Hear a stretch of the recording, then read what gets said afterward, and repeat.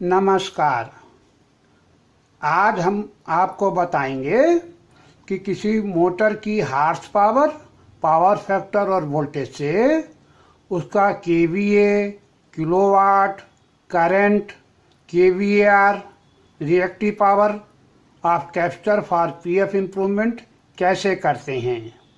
ये कैलकुलेशन हम एग्जाम्पल के साथ बताएंगे और 1 और 3 फेस मोटर दोनों के लिए बताएंगे।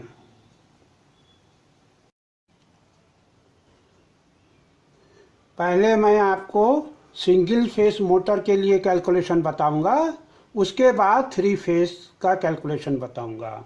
ये जो मोटर है सिंगल फेस है, 230 वोल्ट की है और इसका पावर फैक्टर है 0.8।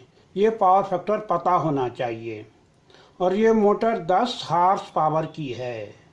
सिंगल फेस मोटर आपको 10 हार्स पावर की शायद ना मिले, क्योंकि सिंगल फेस में छोटी मोटरें आती हैं, मगर मैंने 10 हार्स पावर लिया है कैलकुलेशन सिखाने के लिए।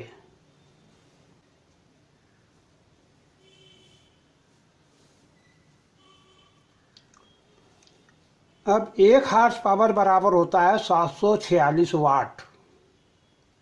तो 10 हार्स पावर कितना हो गया? 746 गुणा 10, 7460 वाट हो जाएगा।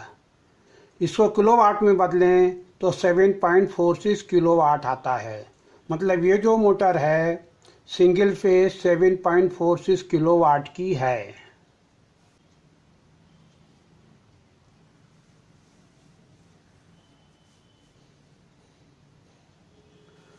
अब इसका हमने यहाँ केवीए निकाला है। ये 7.46 किलोवाट यहाँ लिखा है और उसमें पावर फैक्टर 0.8 से डिवाइड कर दिया है। ये आएगा 9.3 केवीए। तो ये जो मोटर है 10 हार्स पावर की, ये 9.3 केवीए की है।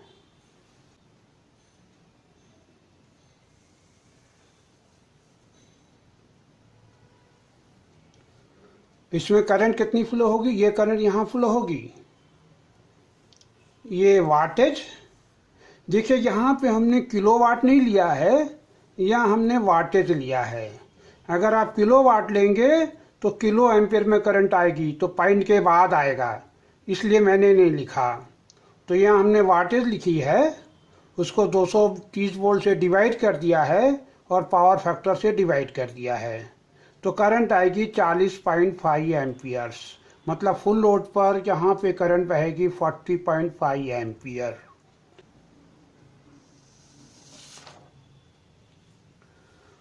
और इसका केवीआर होगा, ये थोड़ा कॉम्प्लिकेटेड कैलकुलेशन है, 7.46 किलोवाट। अब हमने फिर किलोवाट लिया है, जिससे किलो VAR पता चले। Multiply by square root 1 minus 0.8 square. 0.8 क्या है? इसका पावर फैक्टर बटा 0.8। ऐसे ही कैलकुलेट करते हैं।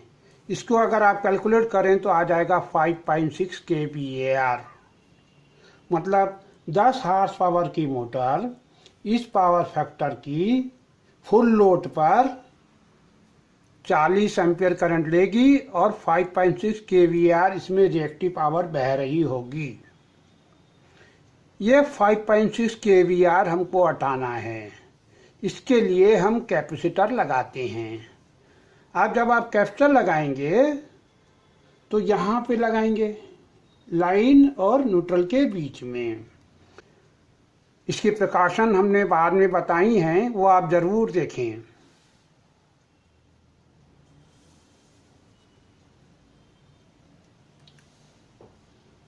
देखिए, यहाँ पर हमने कैपेसिटर लगा दिया।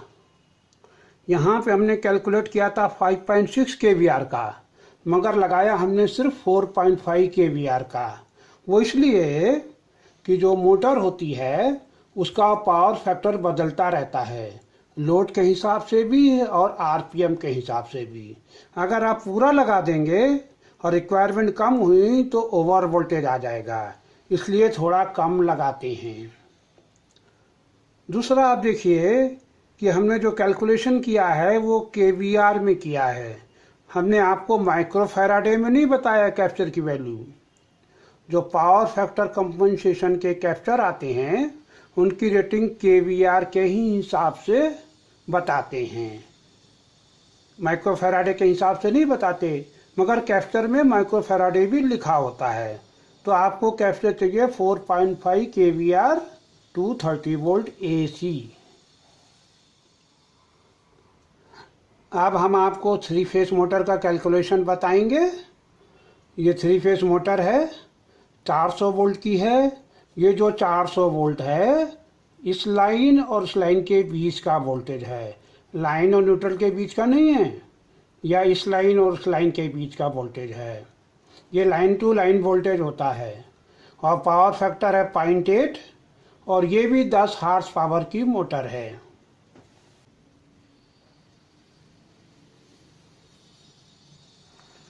यहाँ भी बिल्कुल वैसे ही है। 1 हार्स पावर 746 वाट का होता है, तो 10 हार्स पावर कितना हो गया 7460 या 7.46 किलोवाट। ये कैलकुलेशन बिल्कुल वही है जैसे पहले था। और ये केवीए कितना आएगा, ये 7.46 किलोवाट डिवाइडेड बाई 0.8, ये पावर फैक्टर है और ये ऊपर वाला किलोवाट है, तो ये बराबर आ गया 9.3 केवीए। ये भी कैलकुलेशन बिल्कुल पहले की तरह है।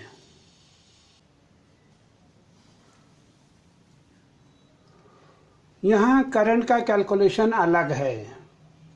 यहाँ करंट कितनी आएगी, यहाँ ऊपर हम किलोवाट की जगह वाट लेते हैं। आप किलोवाट भी ले सकते हैं मगर उत्तर फिर किलो एम्पियर में आएगा, तो हम वाट लेते हैं।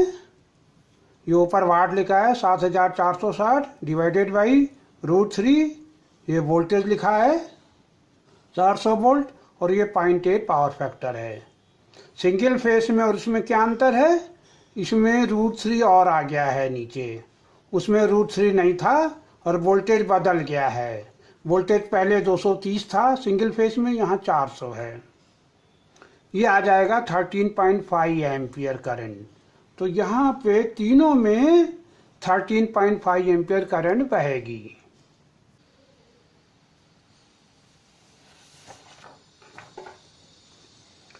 अब ये केवीआर का कैलकुलेशन है।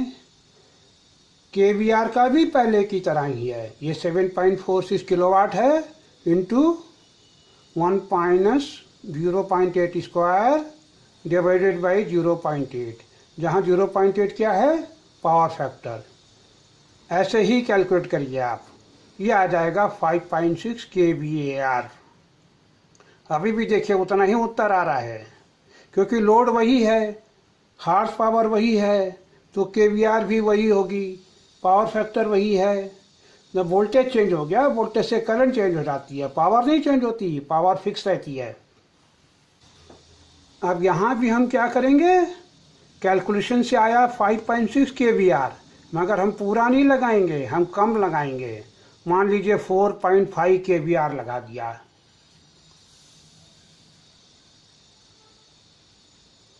तो 3 कैपेसिटर, टोटल है 4.5 kVAR। ये जो कैलकुलेशन है टोटल 3 फेस का है, एक फेस का 1/3 होगा। तो 5.6 की जगह हम कम लगा रहे हैं, थोड़ा सेफ्टी के लिए 4.5 लगा रहे हैं, उसका 1/3 कर दो तो 1.5 1.5 1.5 आ जाएगा। तो आपको 3 कैपेसिटर लगाने हैं 1.5 kVAR के। जब आप ऑर्डर करेंगे, अगर आप कैपेसिटर खुद लगाते हैं तो वो आपको 3 अलग अलग कैपेसिटर दे सकता है और 3 असेंबल भी दे सकता है। ये आपको सप्लायर से बात करनी पड़ेगी। तो आपको 1.5 kVAR के 3 कैपेसिटर डेल्टा में लगाने हैं। डेल्टा में लगाने से सस्ता पड़ता है, स्टार में लगाने से थोड़ा महंगा पड़ता है। ये मैंने अपने प्रोजेक्ट्स में देखा है। अब हो सकता है बदल गया हो, आप मार्केट में कास्ट ज़रूर देखें स्टार में लगाने की और डेल्टा में लगाने की। क्या होता है, ये जो कैपेसिटर हैं उसके अंदर जो फिल्म यूज होती है वो 400 वोल्ट की आती है। अब अगर वो 230 वोल्ट का बनाएं तो भी उन्हें वही फिल्म यूज करनी पड़ती है। तो 400 वोल्ट वाले कैपेसिटर को ही वो 230 वोल्ट कर देते हैं। इस तरह वो महंगा हो जाता है।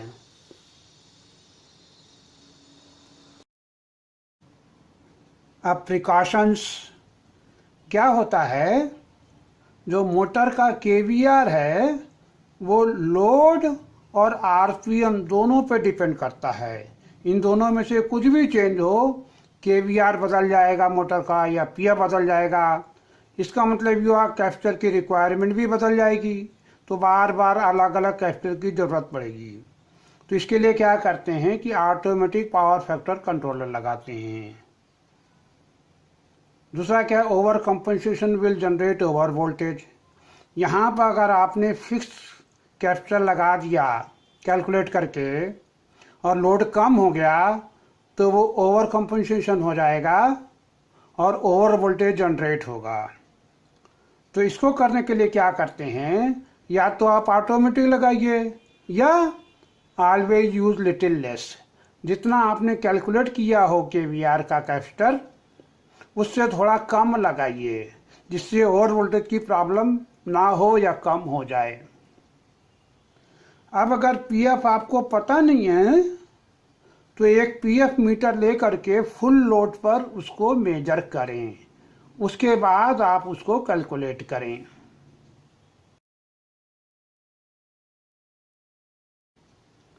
अब पांचवा है कि 3 फेस मोटर के लिए जो कैपेसिटर हैं वो डेल्टा में कनेक्ट करें।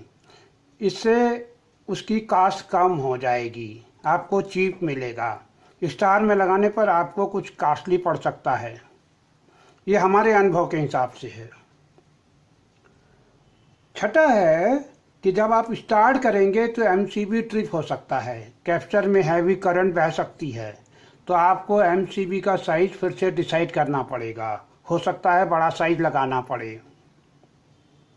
और सातवां है better to use automatic power factor controller.